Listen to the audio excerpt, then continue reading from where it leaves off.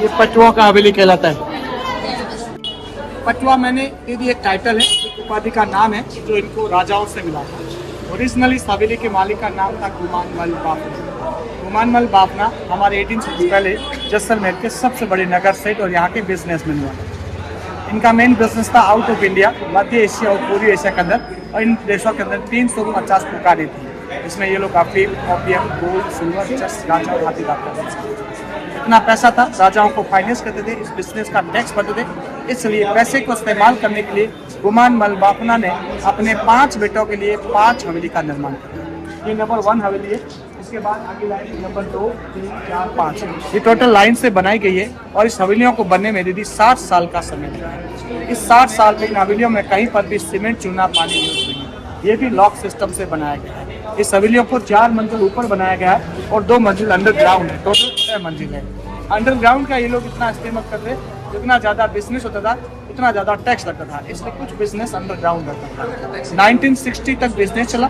60 के बाद भारत पाकिस्तान जब डिवाइड हो गए तो बिजनेस बंद हो गया। बिजनेस के बंद होने के कारण पैसे की कमी आई, इसलिए गुमानमल बाफना ने 1960 में नंबर 1 हवेली को 60,000 रुपये में बेचा था। यहाँ के लोकल मर्चेंट थे जीवन लाल कोठारी। ये पैसा लेके फैमिलियाँ बाहर चले गई दादा। उसके बाद यहाँ कोई नहीं रहता था। बट 60 से लेकर 74 तक खाली थी।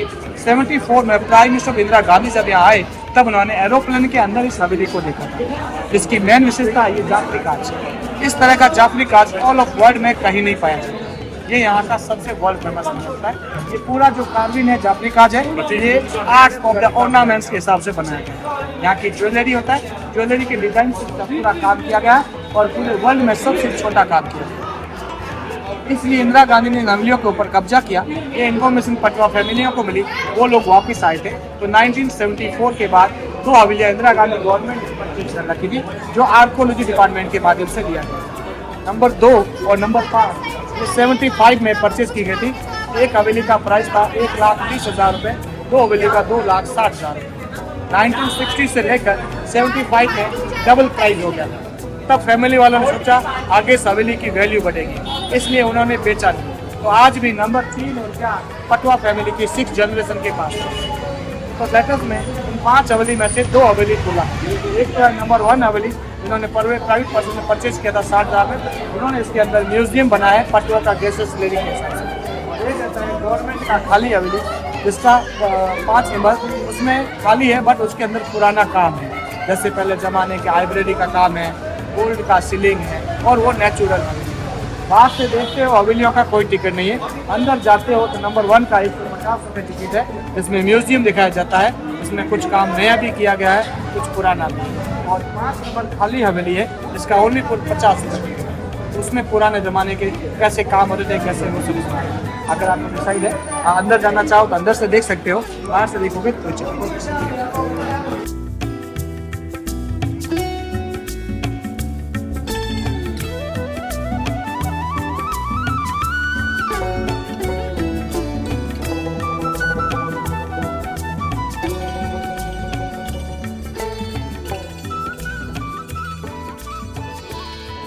जब इंदिरा गांधी आए थे तो एक गली से देख नहीं पा रहे। अब इन्होंने मास्टर प्लान के हिसाब से इस घरों को चेंज करवा दिया और जगह टूरिस्ट के लिए एम्प्टी करवाया। ये दोनों गवर्नमेंट की हवेली एक सामने अपोजिट है, ऐसे एम्प्टी है। एक यहाँ पर है, 5 सामने। तो ये उस जमाने से अपोजिट है।